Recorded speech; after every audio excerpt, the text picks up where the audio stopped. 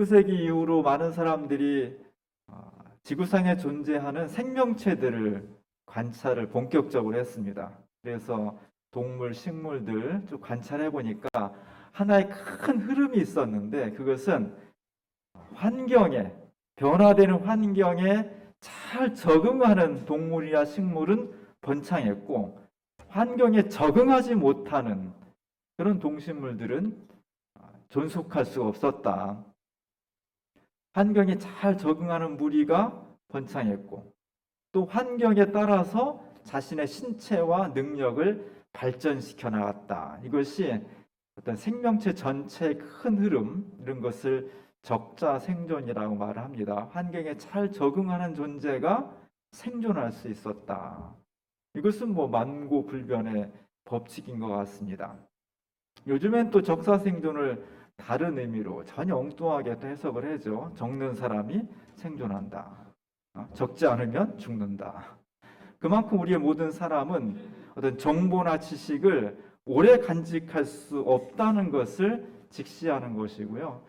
그 적는 것을 통해서 자신이 가지고 있는 경험과 느낌들을 잘 정리하고 보관하고, 그래서 적절하게 사용하는 사람이 성공할 수 있다는 거죠.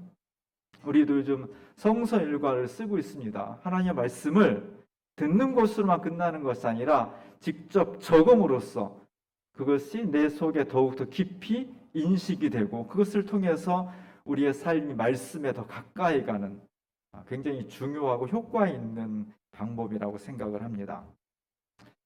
오늘날 이스라엘은 세계 강국에 속하고 또 많은 문제점을 가지고 있지만, 이전까지 19세기까지의 이스라엘 역사는 정말 고단하고 힘든 고난의 역사였습니다. 너무 많이 핍박을 받았고요. 너무 많이 떠돌아다녔고, 너무 많은 고난 가운데에서 자신의 정체성을 지킨다는 것이 어려웠습니다.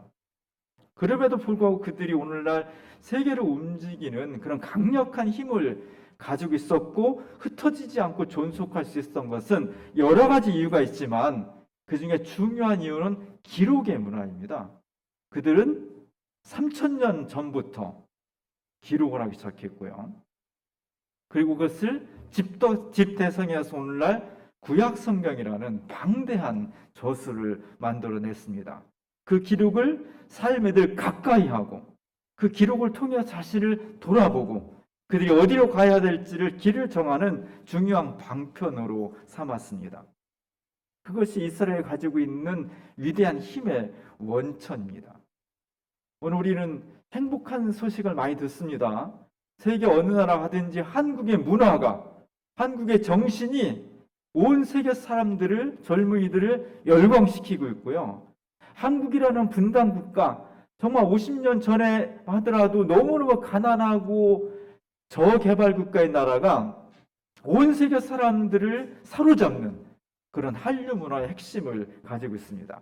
한류 문화는 여러 가지가 있지만, 그걸 파고들면은 그 중심에는 한글이라는 것이 자리 잡고 있습니다. 우리가 만약에 지금도 한자를 쓴다든지, 아니면 일제강점기 후에 언어를 잃어버려서 일본어로 쓰고 있다면 한류라는 것이 탄생할 수가 없는 거죠.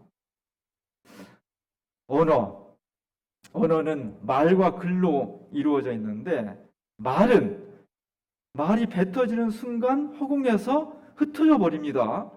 말을 막 담아놓을 방법이 없는 겁니다. 글은 문자를 통해서 오래 간직할 수 있고, 옆으로 전달할 수 있고, 세월을 지나서 후대 사람들에게 전달할 수 있는 굉장히 중요한 기능을 가지고 있습니다. 저도 핸드폰을 굉장히 애용하는 사람인데, 스마트폰 나온 이후로 다양한 기능을 가지고 있죠. 그 중에서 저는 계속해서 노트 계열을 쓰고 있습니다. 왜냐하면 생각나는 거, 설교라든지 아이디어라든지 어떤 구상 같은 생각나면 노트를 가지고 싹 쓰는 게 제일 편리하고 제일 효과적이기 때문에 그렇습니다. 기록이라는 것이 꼭 문자만 있는 건 아니죠. 요즘은 음성도 있고요, 영상도 있고 여러 가지 방식으로 저장을 할 수 있는데, 중요한 것은 내가 간직한 것, 내가 경험한 것, 내 느낌, 이런 것들을 흐트러버리지 않고 어떤 방식으로든지 저장하고 보존하고, 그래서 후대에 전승한다는 것이 대단히 중요합니다. 결국 역사는 누가 움직여가느냐?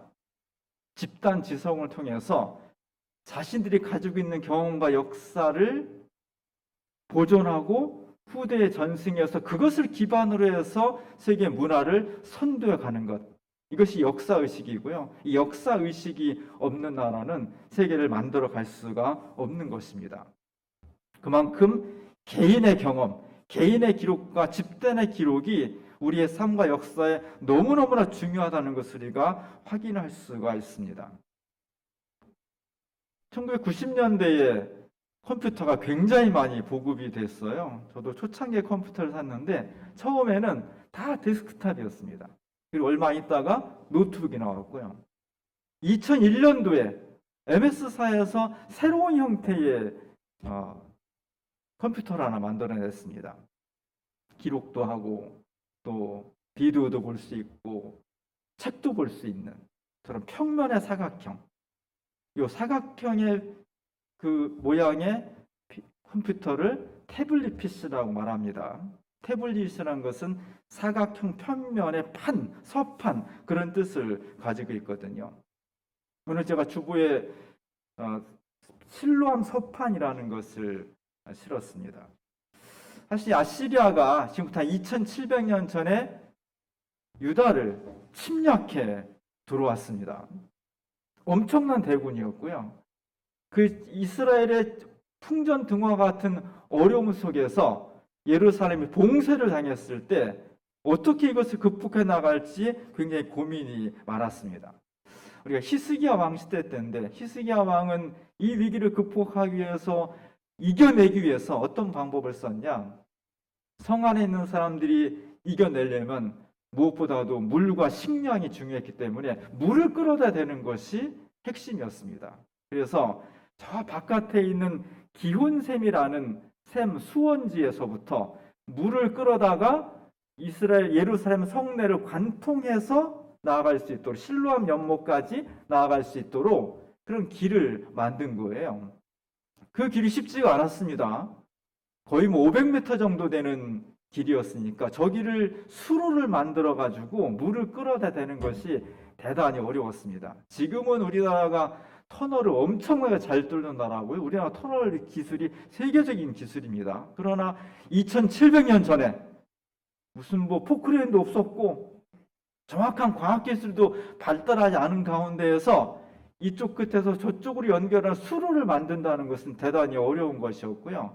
저것을 만들어 가는데 양쪽에 두 편에서부터 이렇게 수로를 뚫어 온 것입니다. 저런 방식으로 해가지고 드디어 이 사람들이 한 1.5m 정도 되었을 때에 양쪽에 만나는 그 지점에서 그 지점을 기념해가지고 서판을 하나 만들었어요. 그게 오늘 주부에 실은 겁니다. 서판의 제목은 곡괭이 대 곡괭이에요. 아주 직접적이죠, 제목이. 양쪽에서 곡괭이를 가지고 파가지고 곡괭이 대 곡괭이가 만나는 그 지점 1.5m 지점에 이르렀을 때 이 사람들이 우리가 말하는 소리가 저쪽 사람들을 부르는 소리가 드디어 들렸다. 이런 내용을 서판에 기록을 해놨다는 거예요. 이 시기가 바로 오늘 우리가 함께 읽은 이사야 선지자가 활동한 시기와 겹치는 겁니다. 아주 간단하게 써있지만 정말 죽느냐 사느냐 하는 위기 상황에서 수로를 뚫어야만 생존할 수 있고 물을 먹고 어렵게 확인되지 않은 방법으로 수로를 뚫어 양쪽에서 막 뚫어오는데 500m 정도 되는 긴 길을 뚫어오는데 이게 정말 될까? 만날 수 있을까? 뚫려질 수 있을까? 안 되면 어떡하지? 별의별 생각이 다 들다가 어느 순간에 둘이 만나서 소리가 들렸을 때의 그 감동, 이것을 기록해 놓은 거예요. 만약에 기록하지 않았다면, 돌판이라도 기록하지 않았다면 2700년 전에 예루살렘 사람들이 죽느냐 사느냐는 그 엄청난 기로에서 정말 우리가 살 수 있어, 우리가 이 일을 해냈어, 그 느낌, 그 흥분, 그 감정들을 우리가 느끼지 못할 거예요. 그 당시는 정말 난리가 났을 거고 감동적이고 정말 흥분되었던 그것이 2700년 전에 저 공간에서 흩어지고 전승이 안 됐을 겁니다. 그러나 기록을 통해서 이것은 새로운 역사를 만들어낸 그 흥분과 감동을 우리는 2700년이 지난 한국 땅에서 새롭게 느낄 수가 있는 것입니다. 우리가 지난 3월 1일에 49주년 행사를 했습니다. 우리 교회가 앞으로 어떤 길을 걸어가야 될지를 1년 동안 찾아보자. 주민교회 역사를 살펴보고 또 앞으로 50년 동안 무엇을 해야 될지를 찾아보자. 전 교인이 한번 고민해보고 기도해보자. 앞으로 50주년 행사의 핵심은 기록이에요. 50년 역사, 교회 50년 역사를 책으로 출판할 거고요. 우리 주민교회 역사의 핵심인 우리 이해양 원로 목사님의 삶과 선교와 교회 목회의 삶을 정리한 회고록을 만들 거고요. 그리고 또 하나는 우리 모두가 다 선교 과제를 어떻게 찾아갈 것인지를 전 교인이 참여해서 이야기를 나누는 것입니다. 그래서 첫 번째로 우리가 주제 강연을 듣고 신도의별로 그 이야기를 다 나눴잖아요. 나는 이렇게 느꼈고 또 저 사람은 저렇게 느꼈고 그것을 또 다시 다 모아가지고 신도의별로 이야기한 걸 다 모아가지고 오늘 이제 설교 후에 대표로 발표를 할 거예요. 내용을 이야기하고 또 내용을 모으고 그걸 다 정리해서 보고하고 제가 이런 얘기 하면요 동료 목사님도 이렇게 얘기한 분들이 있어요. 왜 그렇게 한대? 왜 이렇게 복잡하게 해? 그냥 목사님이 아니면 당연들 몇 명 모여서 앞으로 50년은 이렇게 가면 됩니다. 라고 하면 되지. 뭘 그걸 또 얘기한 다음에 또 모여서 이야기하고 또 그걸 또 모아서 복잡하게 왜 그렇게 하냐고. 왜 그렇게 해요?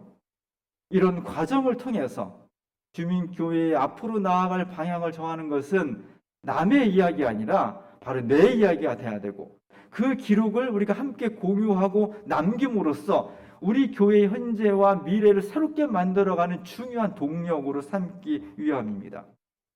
언젠가 시간이 지났을 때 우리에게 번거롭지만 열심히 한 이 과정들이 우리 교회의 소중한 보물로 잘 정리가 되고 이러한 과정들이 우리 교회 역사가 쌓여서 후대에 잘 전승되는 놀라운 역사가 일어날 줄로 믿습니다.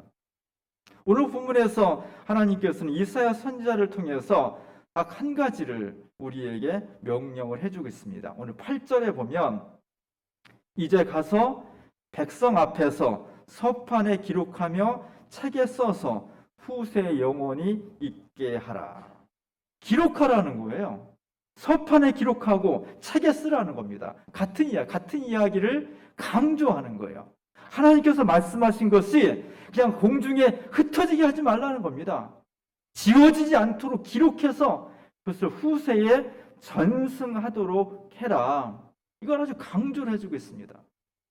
사실 그 다음에 이제 9절부터 나오는 한참 되어지는 긴 이야기는 우리가 듣기에 썩 좋은 말씀은 아니에요. 꼭 기록해. 너희가 복을 받을 것이고 하나님 행복할 것이고 잘 될 거야. 이런 얘기가 나왔으면 듣기 좋을 텐데 하나님께서 이스라엘 백성들을 마구 꾸짖고 있습니다. 너희가 하나님 말씀 듣기 싫어하고 거짓말하고 악을 행하고 한참 그런 얘기를 막 해주고 있어요. 듣기는 싫지만 사실 이 말씀을 우리가 잘 새겨들어야 돼. 우리가 사랑하는 자녀들을 키울 때 잘 자라고 성실하고 착하게 부모의 뜻대로 성장하면 모르지만 자꾸 어긋나게 나가고 자꾸 딴 방향으로 가면 어때요? 쓴소리 해야죠. 야단쳐야죠. 듣기는 싫지만 그 이야기를 잘 귀담아 듣는 자녀가 성숙하게 성장할 수가 있는 것입니다. 하나님의 의도는 오늘 9절 이후로 우리를 막 야단치고 있지만 우리를 막 저주하고 심판하고 야단치려는 목적이 아니라 그것을 통해서 우리의 길이 새롭게 되어지고 하나님의 말씀대로 살아서 행복한 이스라엘 백성들이 될 수 있기를 원하는 것입니다. 우리의 목적이, 우리의 길의 목적이 하나님의 뜻과 일치가 되어서 기쁨과 감사가 넘치는 삶을 살라고 하는 것이 주님의 본래의 뜻이에요. 그래서 오늘 쭉 나온 다음에 18절에 보면 결론적으로 이렇게 되어 있습니다. 그러나 여호와께서 기다리시나니 이는 너희에게 은혜를 베풀려 하심이요 일어나시리니 이는 너희를 긍휼히 여기려 하심이라. 대저 여호와는 정의의 하나님이시라. 그를 기다리는 자마다 복이 있도다. 힘들고 어렵지만 우리가 잘못된 길로 가서 하나님의 꾸지람을 듣고 때로는 심판을 받기도 하지만 하나님 우리를 궁극적으로 기다리시며 인내하시며 우리에게 좋은 은혜를 주시고자 예비하시는, 약속하시는 하나님이다. 이것을 기록하라는 거예요. 하나님 우리 때로는 채찍을 드시기도 하고 우리에게 시련을 주시기도 하지만 그것은 방편이고 마침내 궁극적인 목적은 우리를 좋은 것으로 응답하시고자 하시는, 우리에게 행복을 주시고자 하시는, 그래서 기다리고 우리에게 새로운 것을 주시기 위해서 예비하신 하나님인 것을 기록하라는 거예요. 왜 기록합니까? 잊어버리지 말라고. 일단은 그 당대가 잊어버리지 말아야 되고 그 기억을 당대에만 갖고 있는 것이 아니라 정말로 사랑하는 자녀들에게, 후손들에게 전파해 주어서 그들도 행복의 길로 인생을 살아갈 수 있도록, 역사를 만들어갈 수 있도록 단단히 우리에게 다짐을 하고 있는 것입니다. 기독교의 진리는 간단합니다. 하나님께서 우리를 사랑하시며 예수 그리스도를 통해서 우리를 구원하기 십자가를 치실 정도로 우리를 사랑하시고 은총을 베풀어 주신다는 겁니다. 우리를 용서하기 위해서 고난을 당하시고 우리를 용서하고 받아들이기 위해서 주님께서 끝까지 기다리신다는 겁니다. 이 말씀을 간직하고 잊어버리지 말고 기록해서 후대에게 꼭 전하라는 겁니다. 오늘 마지막 말씀, 그를 기다리는 자마다 복이 있도다. 이게 복음이에요. 하나님께서 우리를 기다리신다는 거예요. 뭘 주려고? 지금 오늘 본문의 말씀에서는 야단도 치고 시련도 주시고 고난도 주시지만 마침내 우리를 하나님께서 예비해 놓으신 궁극적인 선물은 은혜요, 축복이요, 행복이라는 것입니다. 이것을 기다리라는 거예요. 오늘 말씀을 통해서 고난과 시련의 역사 가운데 있었지만 이스라엘 사람들이 이 말씀을 붙잡고 기다리고 기대했을 때 주님께서 시련 가운데서도 새로운 구원의 길을 약속해 주셨습니다. 우리 모두 위에 그리스도의 은총과 사랑이 넘쳐서 행복한 삶과 행복한 역사를 만들어가는 우리 모두가 될 수 있기를 주님의 이름으로 간절히 축원합니다. 기도하겠습니다. 은혜로우신 하나님, 우리에게 좋은 것을 예비하신 주님을 기다립니다. 하나님의 말씀이 흩어지지 않게 하시고 이 복음의 말씀을 잘 간직하고 기록하여서 우리의 마음판에, 우리의 종이에, 지워지지 않는 석판에 영원히 간직하여서 우리의 사랑하는 자녀들, 후손들을 통해서 이어질 수 있도록 도와주옵소서. 행복을 만들어 가시는 주님, 은혜를 준비하신 주님, 우리 주님을 기다리며 믿음으로 살아가는 모든 자녀들을 위해 하늘의 은총을 베풀어 주옵소서. 예수님의 이름으로 간절히 기도합니다.